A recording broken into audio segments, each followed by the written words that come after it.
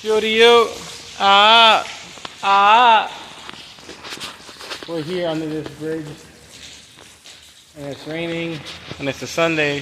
So ain't no one here.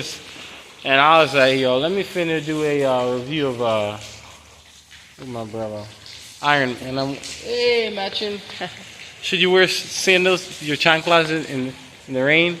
No, I do not. I almost slipped like a bunch of times, but we out here. I don't know. I don't care.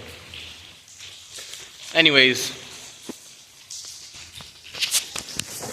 yo, you already know who it is. You already know what it is. I am, as I instructed or said before, there's water, and I'm outside, looking fine as stuff. Oh my. Oh my.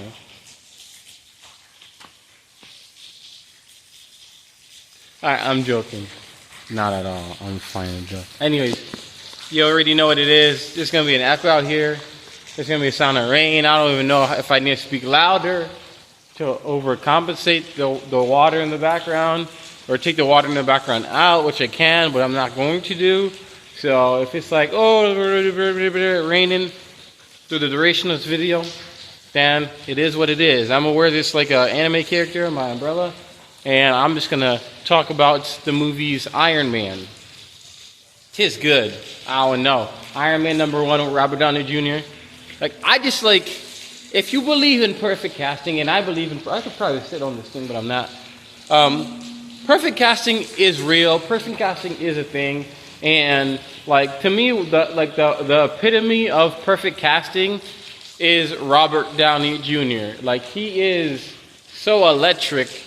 Like, even if you see him like not as Iron Man, like I said, like Nick Fury is Samuel Jackson. Samuel Jackson doesn't play Nick Fury. Nick Fury plays Samuel Jackson. Like, that's just who he is. But we're talking about like perfect casting.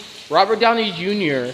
Like, even when I watch Kiss Kiss Bang Bang, not Sherlock Holmes. He does a good. That's what I'm saying. He's a good actor in general. He's an A-lister.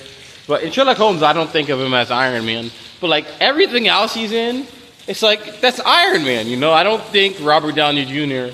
or what is it, RWJ or whatever they say. I'm like, that's Iron Man. Like, that's stinking Iron Man. That's the billionaire playboy philanthropist.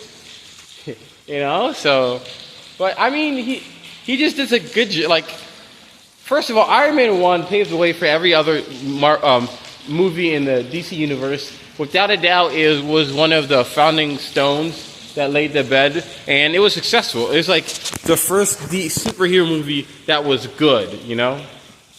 And Kick-Ass is also one of those where it's like, what? I didn't even know, like, you know, superhero movies could be good. But this one killed it. And I think if you know anything about Marvel or DC, you already know what Iron Man is. So I'm not like really offering anything new. And obviously just go watch it. Don't even watch a review. Just go watch Iron Man 1 if you're just a fan of film, you know. If you're a fan of movies, which I am, just go watch it. It's just outstanding. It's outstanding the way it's delivered to make it realistic, but it's outstanding the way Robert Downey is just so seamlessly, so magically is Iron Man, you know. It's just, I love banter. I love quips. I love fast, intelligent speak. And that's what pretty much what this movie is about. I remember I was rewatching it recently, and I'm watching it. I'm like, this is all banter. Like, what's ever going on doesn't matter. It's Robert Downey Jr. with Gwyneth Paltrow, with whoever, just being who he is. Like Tony Stark and Robert Downey Jr. You know, they're kind of like the same people. You know, whereas Nick Fury is like, yo, this is like his true identity. Robert Downey Jr. is Tony Stark. Tony Stark is Robert Downey Jr. You know, so it's just. But he's also Robert Downey Jr. himself. I feel like Robert Downey Jr. is more than Tony Stark, you know? I just feel like he has more to him as just a human being. He has that intelligent, quick speak, that banter, you know, that he has a mind, you know? He has a mind, and he's fun. He's not like these stationary, boring people, you know? So, and just, it's so good. Just the way they introduced everything, the way they introduced the Iron Man suits as the first like the gen like with actual iron and metal, and it's this big clunky thing, and just the progression of all the suits that they have now, and just like the right hand of your father becomes your enemy. Your best friend is like I'm gonna count as Don Cheadle, because the other guy was terrible in Iron Man 1. He wasn't terrible, but he just wasn't the right fit. But I'm just gonna ignore that and put Don Cheadle in there as a War Machine. Like, it's just, and I watched the animated series. I don't know where it was when he was like a kid, and that one was so good. And I had that like in my mind before I watched the first Iron Man 1 or right after. But there was just and I was expecting the animated series, but when I watched the movie, it was just. It's so well done. Like, it's such a really good movie. It's a shame that like superhero movies don't get Oscars and awards and things like that, because they do. Because like Dark Knight should have gotten an award, and then Iron Man I think should have maybe not an award, but it should have got the recognition it deserves for being such a well-made movie. The CGI was really, really, really good. The story it just kept it moving along. It wasn't long. It wasn't exaggerated. It told the tale everything it needed to tell you, and it wasn't the copycat formula of Marvel movies or any industry movie now. It was fresh. It was original. It had a good villain. It had a fantastic hero, and it showed up, and it made his great debut the way it should have made it. And Gwyneth Paltrow was really good. Yeah, I just, and it's cool. I like Iron Man since I was a little kid, there's a sentimental aspect of it. There was like, ever since I was a little kid, it's like my favorite superheroes were Iron Man, Batman, and like, I liked a lot of villains. I like Brainiac, I like Darkseid, I didn't like the Joker, but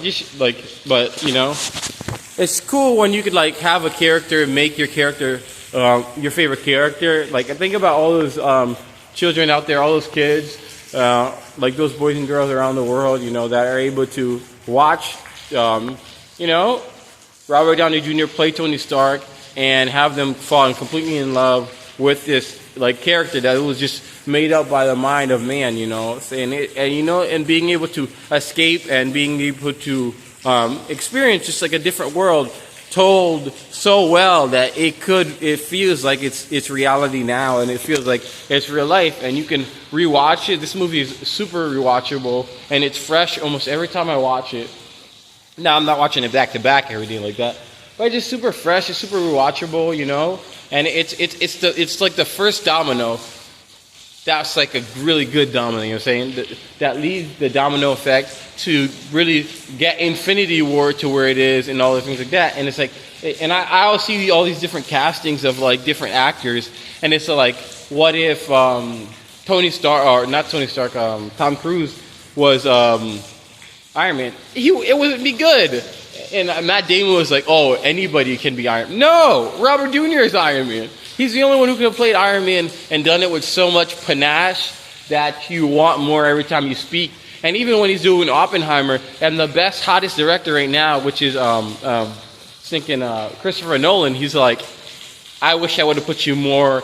If I would have did it, you would have been in Avengers more. I would have showcased you more. And he's already showcased in half of a 3-hour Oppenheimer movie. It's just even the best directors in the world understand how great he is, and you're able to watch him and his debut of the role that made him a $70 million a year man, of the debut that made him internationally and globally famous. It's a debut that made him as a star. Kiss Kiss Bang Bang was good, in my opinion, but it's like an indie, like it's like a lower, no one really knows what it is, but that's when I really got the taste of his banter. But you put the banter behind, all his money, power, guns, weaponry, like with high stakes, it just becomes so much more interesting. And you give him a badass or a pretty awesome suit, and the thing about Iron Man, the character, is like anybody can be Iron Man, anybody can put on a suit, and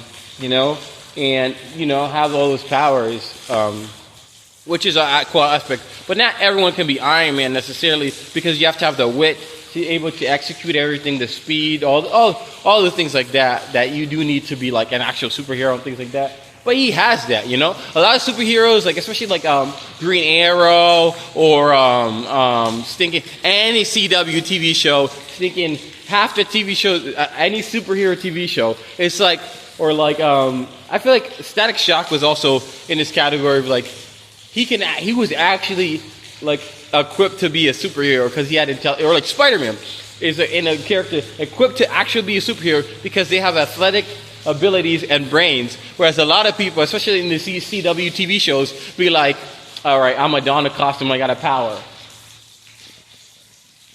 That doesn't make you a superhero. That doesn't make you a world-class crime fighter and a do-gooder. And that's why I like Batman, is because Batman, you know, he's at heart, he's a detective. I love Sherlock Holmes. I love being a detective stuff and spy stuff. But at heart, like Batman is the world's greatest detective, you know?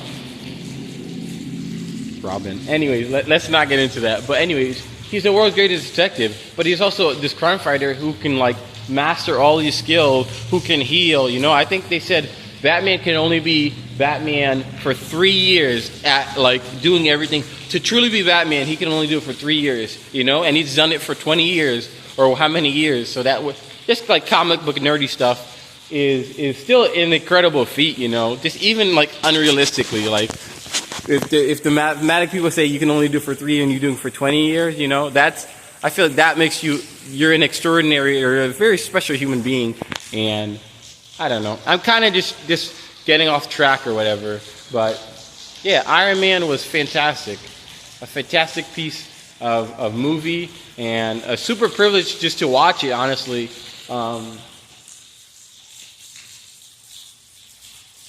I don't know. And like, I don't know. It's very cool seeing all the pieces that like when you go back, you know, when you're looking back and you see all the pieces that were laid, you know, like at the Agents of S.H.I.E.L.D., the 7-8 season long TV show, you know, just every single Marvel movie. Nick Fury's in there. You get War Machine. You just get like all these good, you know. It's like a seed. It's like when you're watching like a child grow or something like that. That's kind of what it is. And this different art form that's, you know, just viewed for everyday watch. You get to like watch something, the beginning of something, and then you know what it becomes. It becomes something great, something fantastic, something you love, you know. And you just got to watch the beginning of it as it, like, you know, figures itself out, grows to, you know. It's just being able to witness the rise of something so like big in like in superhero movie world. It's pretty awesome, you know, and he killed it. Like, that's the thing. Straight, like, he killed it. From the jump, he shows up, the entrance is good, the closing is good, and then now when you think of, like, even songs, it's transcending, because it's like, now when you think of AC/DC Back in Black, you think of the opening in Iron Man, you think of Iron Man, you know? And then, like, yeah, anyways, but Iron Man 1, MCU, fantastico. Just, you know, great. Now, I'm not going to say it's better than any Infinity Wars, but I would say it without a doubt, is definitely the one. Winter Soldier is probably up there as one of the best MCUs. Iron Man. For me, this is a hot take, but it's not the hot take. What's his face? The one movie,